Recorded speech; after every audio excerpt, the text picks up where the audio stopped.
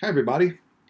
We're now in the fourth module, Loops and Music Production Application. The first thing we want to look at are what loop file formats are. They're basically designed for composing with looped pre-recorded audio. So there's several file formats for this. The first one we want to loop at is WAV and AIFF loops. And as we were talking in the last module, those are uncompressed file formats. Those are probably the best, of course, in terms of quality. A lot of times I create WAV and AIFF loops when I'm using my turntables. I'm hoping that you guys will tune into ConferZoom, and hopefully you guys will note that it's definitely probably a really good idea that you all do that, of course, unless it's an emergency. But make sure that you do check into ConferZoom from now on, of course, now that we've got everything going with Canvas. And I'll be able to kind of show you some of the things that I'm doing in the ways that I can create some of the loops that we would have done back in the day. WAV and AIFF loops oftentimes are coming from my turntables or from vinyl. You might grab a snare hit from a Motown record or something like that, or we're just looking for sounds from certain things. And oftentimes, those WAV files, those AIFF files that we're recording are really, truly, in many cases, the best and some of my favorite. But not to take away from the second aspect we're looking at. These acid loops and Apple loops are amazing. When you drag and drop these loops, they contain information called metadata. The metadata allows the audio files to be stretched, compressed. You can change the tempo. You can pretty much do anything that you want. The amazing thing, even in Apple, is you can change the key. So when we're looking at certain loops, and I'll show you this here in a minute, Apple has access, and for those that you have, many have GarageBand, you've got it on your phone. All of these different loops are going to give us all of that metadata inside them, right? So when I start looking at this loop, then you note that if I was to speed this up, that loop is going to follow the tempo. If I, let's say in the case of if I wanted to change the key, you see how it's in a certain key? If I wanted to change the key, I could change the key even. Isn't that amazing? That metadata to me is truly world class, and obviously when it comes down to the future of audio, that's definitely the way to go, and it makes it very, very easy. But not to take away from the artistry of WAV and AIFF loops. Remember, you would basically have to beat match them. It took a lot, of course. Especially back in the days. I'm an old man, so 80s, 90s, when we were trying to put these loops together from turntables, you really you couldn't really quantize it and make it perfect like you can today. Another thing I like to point out are Rex files. Rex files, basically exactly the similar aspect. You'll be able to, the regular uncompressed audio, but then you can process them. So in Propellerhead or Recycle, you'll be able to change the tempo. You can, change the, glitch pattern or the pitch pattern. You can change the filter. The filter envelope is going to do some really neat stuff if you wanted to get some of those glitch effects and stuff. Dr. Rex is certainly one of my favorite processors to work with loops. But one of the things I want to point out is that if you do want to use a lot of that, you're going to need that platform. And so let me just kind of hip you to where we can get that for you. This is Reason. And if you wanted to, maybe Reason could be for some of you, a great way to create. I note that for many that there's several different DAWs. For me, I look at DAWs like I look at keyboards. So I like to have as many as possible, and I like to know all of the ones that exist. I know many of you are using FL Studio. I use Pro Tools. I use Ableton Live. I use Logic, and then I also use Reason. So food for thought. Utilizing some of the things that we're talking about in all these different ways. It's basically the same thing, just a little bit different, right? Now, when we're working with Logic, the first thing that I want to point out is that if anybody wants to get Logic, Logic is an app. I think for some, you didn't, or some don't realize how cheap Logic is. It's really only $200. So the main thing I want to point out is your buying power as a student. So this is Logic Pro here. If you go all the way down to the bottom, you're going to see that we have access to an education bundle. Make sure that you get that one. You all have access to it and you're eligible for it. So when you add this, you're going to get Final Cut, and you'll also get Logic along with some others. And I have to tell you that, as far as these two, it's worth its weight in gold. So to be able to have Final Cut for free by buying Logic for the same price that it normally is really, really wonderful. So now maybe potentially if some of you want to get into film scoring, or if you want to, edit your own videos and things like that, you will have access to a very professional aspect. So think of iMovie as GarageBand versus Logic, and think of the iMovie, in this particular case, when we've got Final Cut Pro, that's going to be like Logic Pro for iMovie, right? So I hope that helps. And the same thing is that this is your education bundle. So just simply go to the site in, Logic's site, and you'll see that it's an app. Of course, scroll all the way to the bottom, and you'll be able to get your discounts. In this case now, we're looking at working with our loops. And so just to get started, one of the main things I want to point out is exactly where everything is.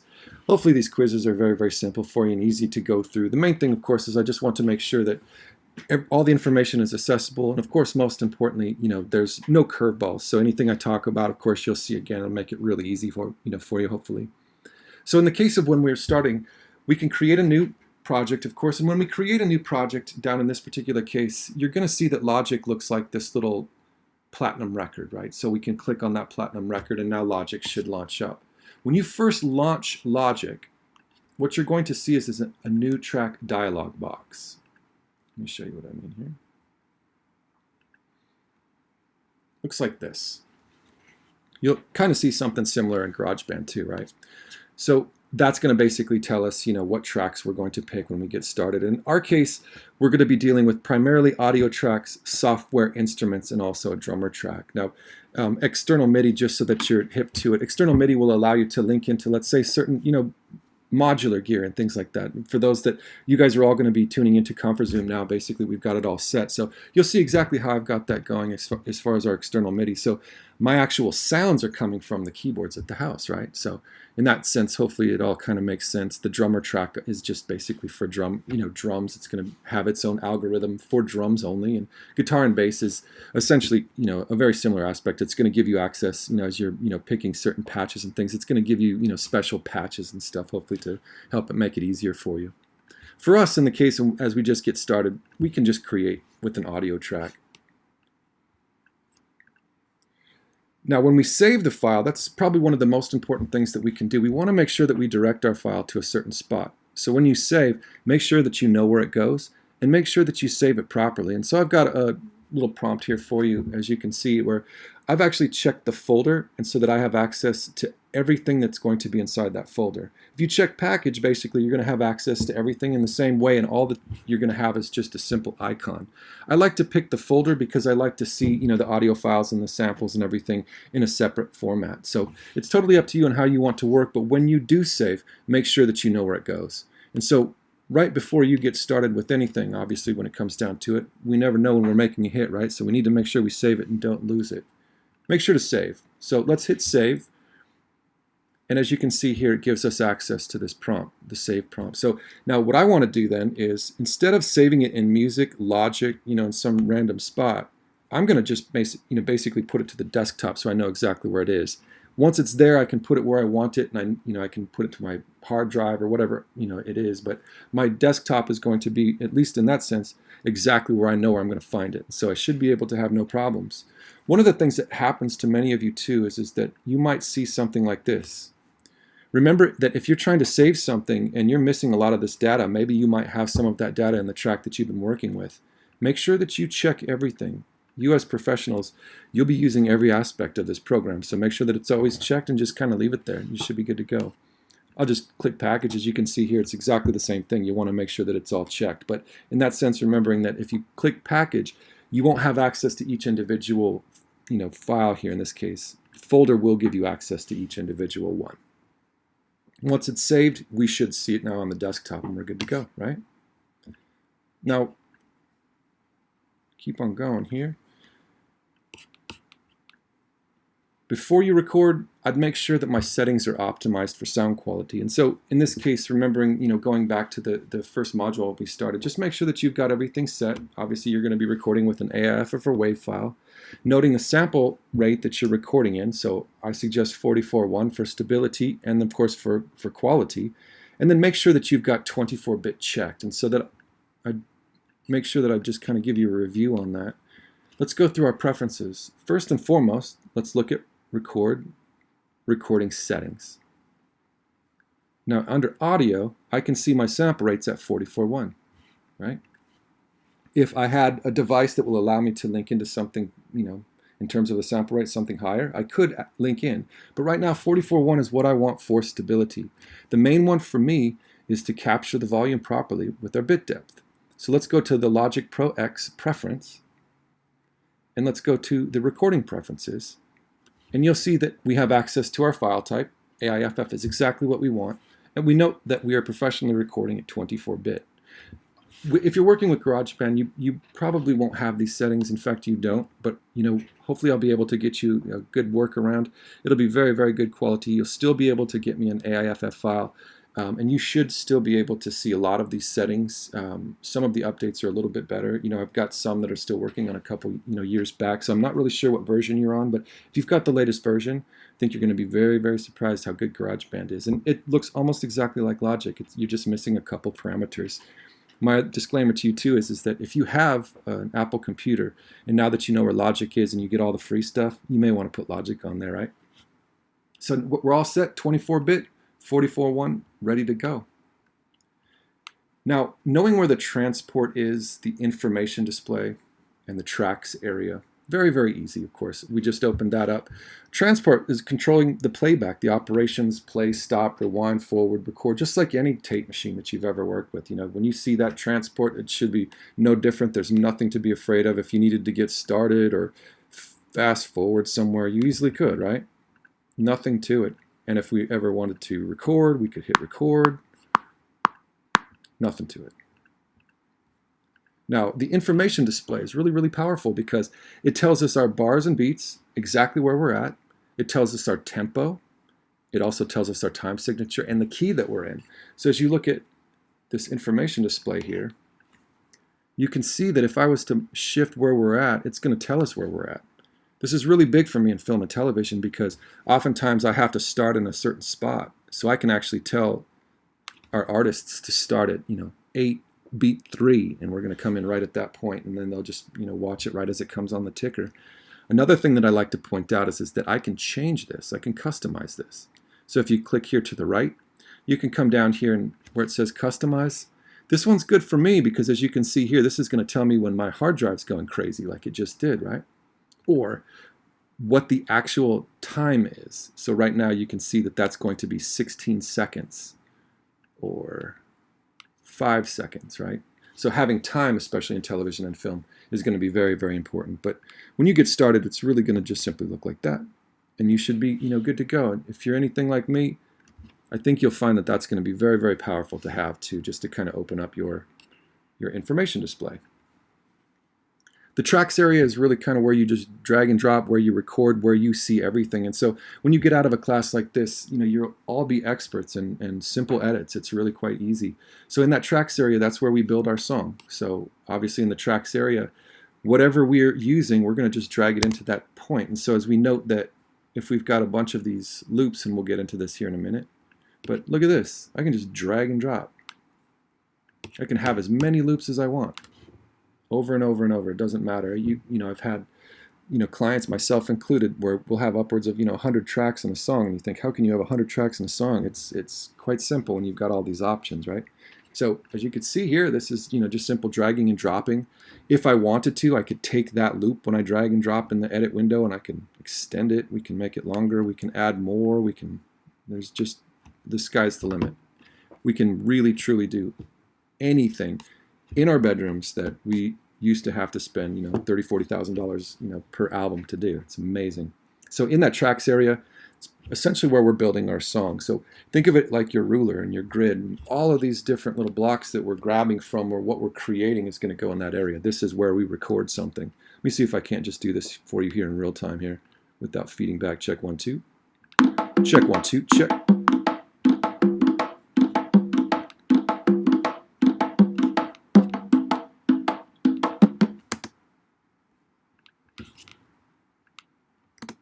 And there you have it. So as you can see now, I basically just made a waveform as I was talking. Now we have our waveform, as you can see, and just my silly stuff here.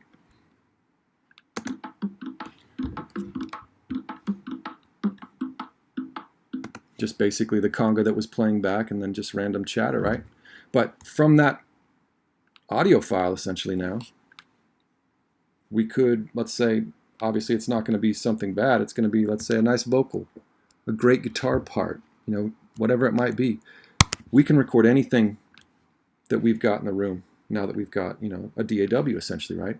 And especially if we've got an I/O. In my case right now, this isn't totally optimized because I'm recording this through built-in, essentially right through my computer. But imagine if I take it to the studio, as you guys see through Conferzoom, when you come into the studio, we've got the best, microphones, the best ins and outs that you can get, of course, just like what you'd had at the school or any professional studio, essentially, right? Whatever we record goes in that track area, and that's what we sell. What goes in the track area is set, and we also have a ruler grid to help us to be able to note exactly where that's at within its metronome or within its tempo. So the timeline runs the length of the project and is organized in bars and beats. Now, I don't want to tell everybody that they've got to, have a theory degree as you come through a class like this, but I highly suggest taking theory classes. One of the main things that was a fast pass for me when I was getting into engineering is I was a musician. So it really helped me to understand this grid point. So as I had a certain tempo, as you could see here, bars and beats, it really matches. And so if you see, as I've got in my information display, 4/4, well, if we don't know anything about theory, what we could actually see in the case of our ruler grid is that we've got 1, 2, 3, 4, 5, 6, 7, 8, 9 bars. And those bars, as you can see here, 4/4, they are broken up between 4 beats. 1, 2, 3, and then 4, and so on. So those numbers essentially then, let's say for example, in an assignment, if someone was to ask you to do that in the future, hopefully you'll be doing one for me. You might see 8 bars and then do another 8-bar chorus, and you might say, take your verse and add another 8 bars. Hopefully that will make sense, and it makes it very, very easy with this ruler grid. Think back in the day, if we didn't have that grid, if we couldn't see it, it wasn't that long ago in the 80s and 90s, you could not see a waveform. You really just listened. So imagine that. You'd have to pretty much map that out in your mind. As far as Apple loops, what we're dealing with Apple loops, there are 2. We have an audio loop and we have a MIDI loop. So where are these Apple loops located? It's the same spot to those that work with GarageBand. So it's kind of cool. It's, if you look up here, up on the right-hand side, just simply click on there. And if you notice that I've got 25,870 different loops to choose from. So we can just roll through here, and in this case, I'm just going to drag and drop the first ones. But I've just got this green loop. That green loop is a very different type. This is a MIDI loop, so it's not a waveform. If you double click on the loop, you're going to see that it's just MIDI information, this block information. Click on each one. It's kind of fun because then now we can change the pitches and a bunch of other fun stuff. The other loop that we're working with, the other type, is the analog loop, and so in this case, this is the blue loop. And so that is now your traditional waveform, as you can see. So, right? Really, really easy to use. And I have to say that I think many of you are going to find the power in being able to look for certain sounds from that loop bank. In my case, for example, I might not necessarily always have to hire someone to play a shaker, or I might not always need a special person to come in for a cymbal swell, or certain sounds and incidental stuff, like birds and stuff. I could find a ton of really neat stuff in these loops. The other aspect is oftentimes in those loops I find really amazing drums. So food for thought. Checking into those loops I think are wonderful. And within that Apple Loop browser that we just saw, it allows you to browse loops by instrument, genre, mood, length, and many other things. You can preview them in so many different ways. And so you're previewing maybe in many cases the project tempo. And so in my case, I've got my tempo set to 120. So if I increase or decrease the tempo, it's going to follow that. If I drag the loop in, as you saw, now I've got that loop in my edit window, and I can actually use that for my tracking. Let me show you what I mean. So in this case, I've just got a bunch of fun stuff all over the place. So let's just lose it all so we're not confused, right? Now, if I wanted to preview in my loop bin here, let me just get, so you can kind of see what we're looking at. Now my loop browser is going to allow me to just click, and now I can hear my audio loop. So as we roll through here, we could get a bunch of different stuff, but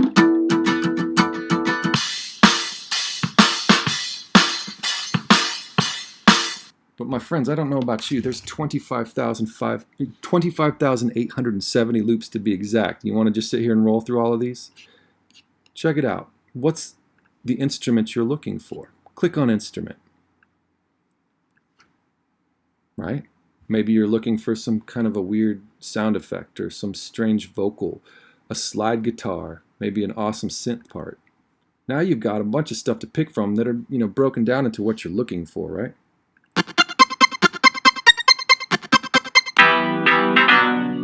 And we can pick from audio or MIDI. It's all there for us. Now let's say we're happy with one of these. All right, let's just drag and drop it. And now we got her. Ooh, ready to go. All right. Now, in the Apple Loop browser, of course, you could see your key. We can change the key signature. I can change the tempo. Now, it's going to tell you how long the loop is, of course, but obviously we can change that anytime we wanted to. But remember, when I drag and drop that, you see here, 75. That tempo is at 75. So if we were to listen to that particular tempo or the click track of the tempo, let's hear it. Now let's speed that tempo up by just simply clicking in this area where I had it before, 120. Now let's go back to that loop. The loop will follow it. Now, I don't know about you, but a little bit faster does not help out that, does it? It doesn't help that track at all. We'll bring it back. But isn't that fun? You can change it to anything that you want. Oftentimes I'll start something and then I'll just kind of start messing around with the tempo just to see if that changes something or makes it better. Now, of course, we want to extend that loop because we like it. Loops can be extended by moving the cursor towards the top right of the loop. So just grab up on the top corner and drag that over. So you've got several ways to do this, and I'm going to go through each and every way, of course. So that's kind of the best part about every DAW. You can pretty much do the same thing about five different ways. So this is definitely one way that you can do it. Just grab from the top right-hand corner. You see there? Let me just zoom in on this a little bit for you. And then just drag it. And now you've got that in terms of a perfect loop.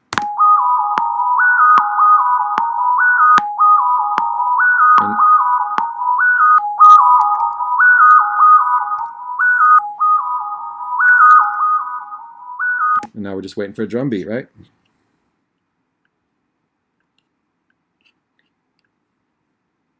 Loop playback. It allows you to listen to one section of a song without having to rewind and play each pass. So select the cycle button. That's up on the top. Now, that cycle button, I think many of you are going to use this as much as I do. So watch what happens as I roll up here. I'm just going to go back to our... There we go.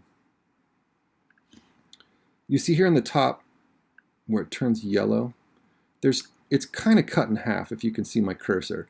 If I click to the bottom, I get to my toggle, and I can move that toggle back and forth. But if I go to the top, that's my loop area. You see where it changes? So if I wanted to just loop a small little section, it will, and you see how it turns that little cycle on the top? So now I can just maybe cycle through just a small little portion, like something like this.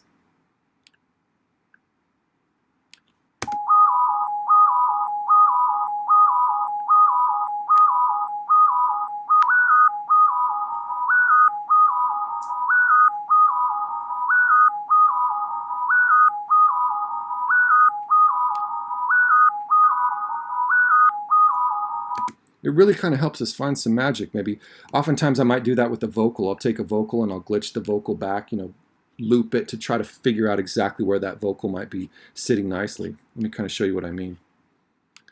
Go back to our synth. Find a nice little funky vocal. There's a bunch of them here. Some of these are pretty funny. Yep. Oh! Yeah! I like that. Now let's just take this and I'm going to grab just a smaller section of it. Maybe we can find some magic in using the loop in the unintended way.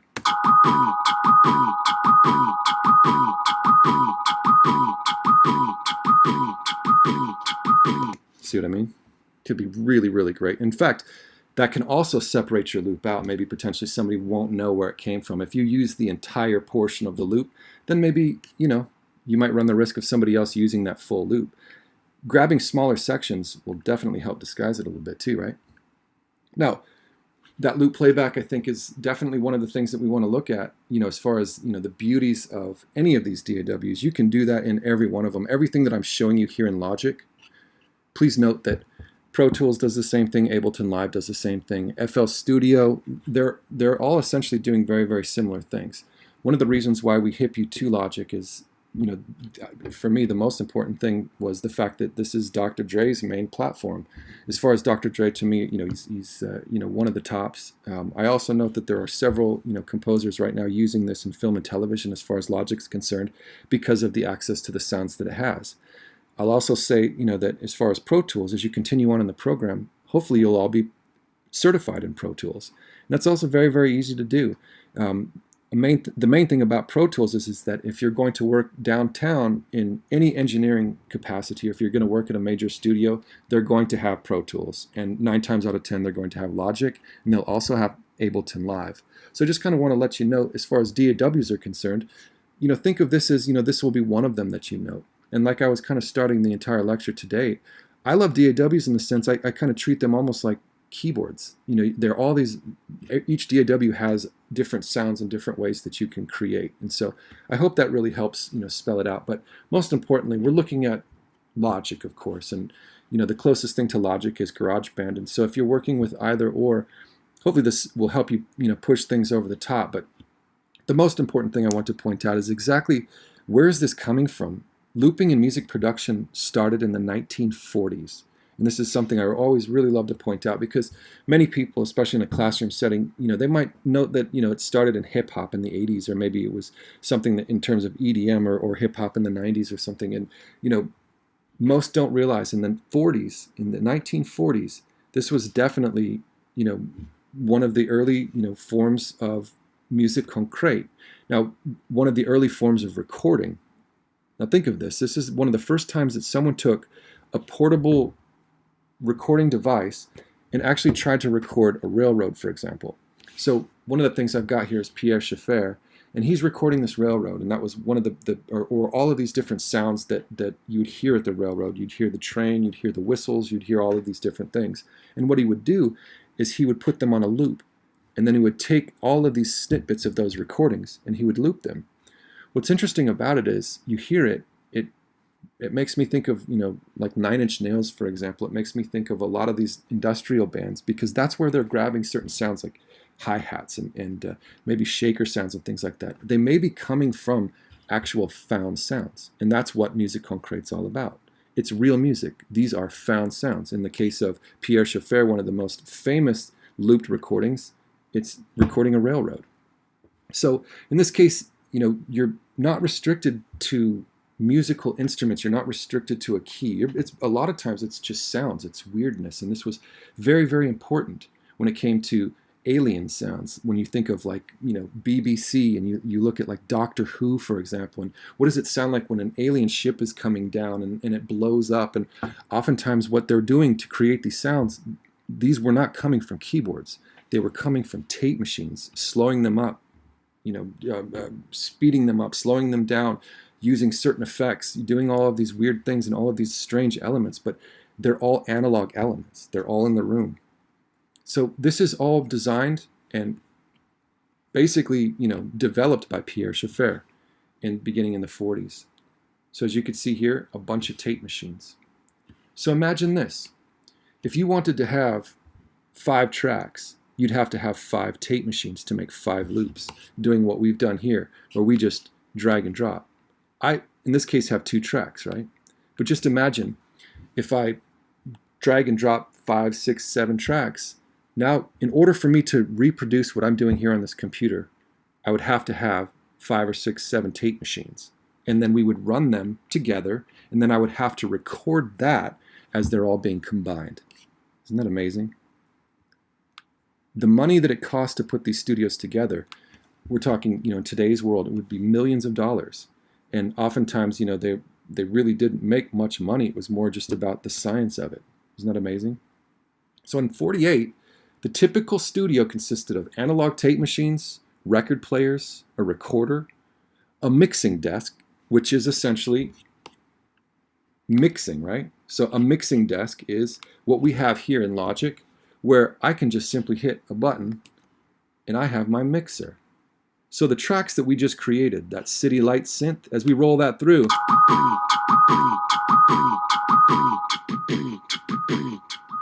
I can turn it down, I can turn it up, I can pan it. I have access to this. This is my mixer. Volume controls, right? And we'll get into all of this, of course, but the main thing that we want to talk about is, back in the day, these mixing desks here, you might have 4 or 5 knobs. That's it. So that meant that you could have 4 or 5 tape machines, and that's the amount of tracks that you could have.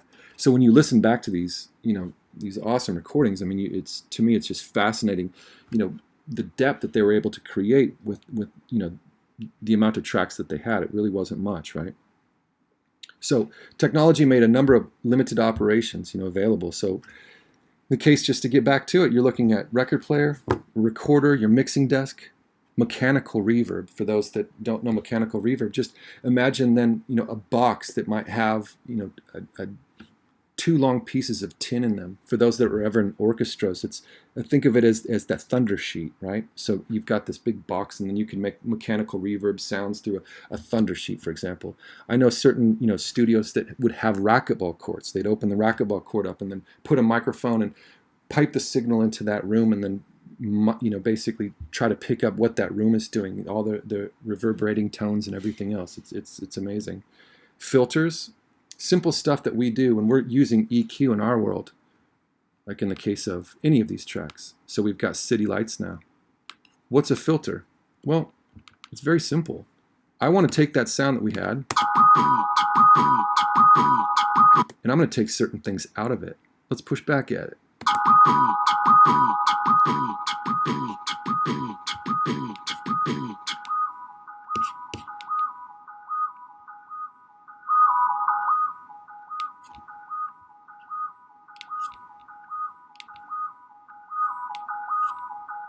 Now I've filtered it almost to the point where we can't hear it. I've filtered all of the frequencies out.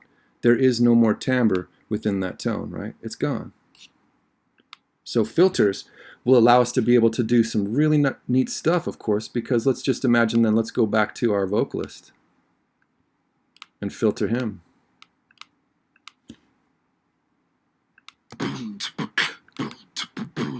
Yeah.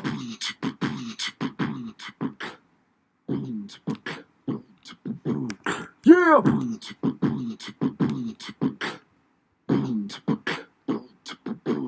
Yeah.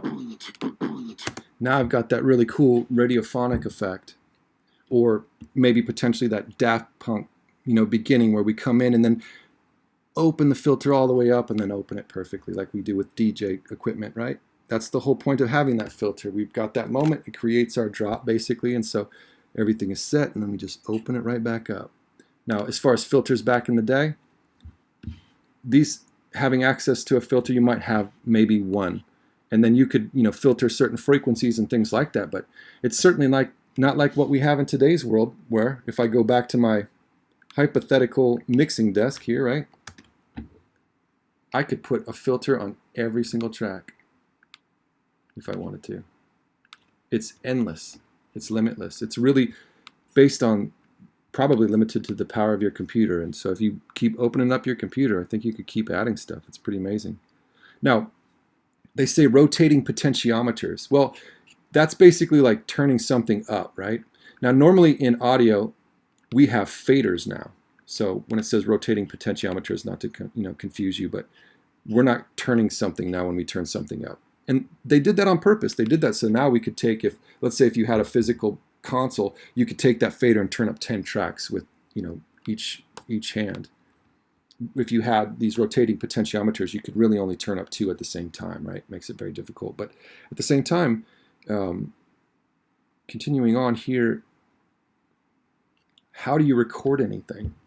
You've got to have a microphone. That's essential. That's your pickup. So if you don't have a microphone, you really don't have the source. And so oftentimes, just imagine, taking a, I don't know, like a a nail or something and then scratching the nail on a piano string, it's going to be a really neat, scary sound. And if you mic that, then that becomes your AIFF or your wave sample. Now, in the case of in this world, you're putting it all to tape, and then you're going to be looping that tape. Isn't that amazing? So the main aspect of this idea, of course, is that you are limited to the amount of tape machines you have. And so in this case, you could see here now how many tracks in this studio you'd have. 1, 2, 3, 4, 5, 6, 7, 8, 9, 10, 11, 12, 13 tracks. And then those 13 tracks would then be caught by this stereo file, or this one track here, or this one mono track actually at that time, because everything was mono. Obviously, later on, you'd be catching it in a stereo tape machine, oftentimes half-inch. Now, the Musique Concrète example here by Pierre Schaeffer, as I play this back, I hope you find this fascinating. Just imagine this is the first time somebody took a recorder, recorded this railroad, took these sounds and put it together and essentially looped them. And now, obviously, in today's world, that's pretty much all we do, isn't it? Hope you like it.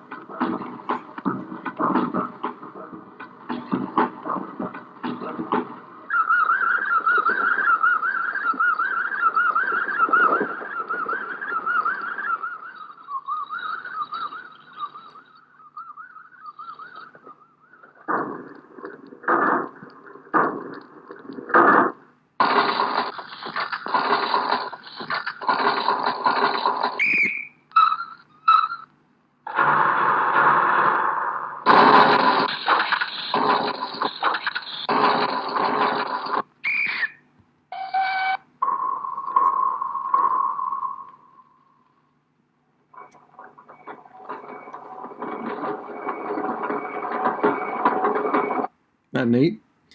So imagine then that's the beginnings of our looping recordings.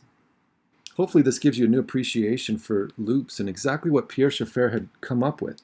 When you think about what we're doing today, it's exactly the same thing. The difference now, of course, is that maybe we're not necessarily looking for sound effects and things like that what they were doing early on. We're not looking for weirdness and trying to change things that, let's say trying to take a railroad sound and changing it so that it sounds really strange.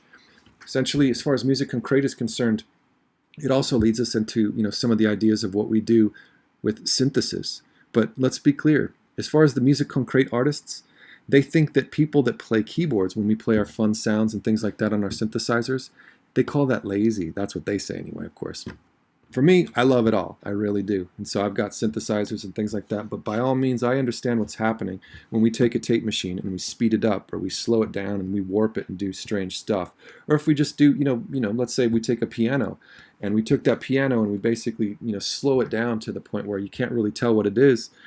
I've even seen people, and maybe you've seen the same thing too. In Lord of the Rings, for example, they might take a cat and pitch the cat down, and all of a sudden it becomes this monstrous sound, right?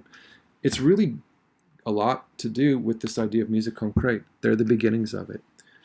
Most importantly, though, I do hope I've also inspired you to start looking at maybe buying into some of these DAWs. I think it would be very, very wise for you to look at Logic, especially as we're looking through this and going through it. If not, for anything more than if you've got GarageBand, I think that you'll find that having Logic is basically essentially exactly the same thing. There really is a very small learning curve.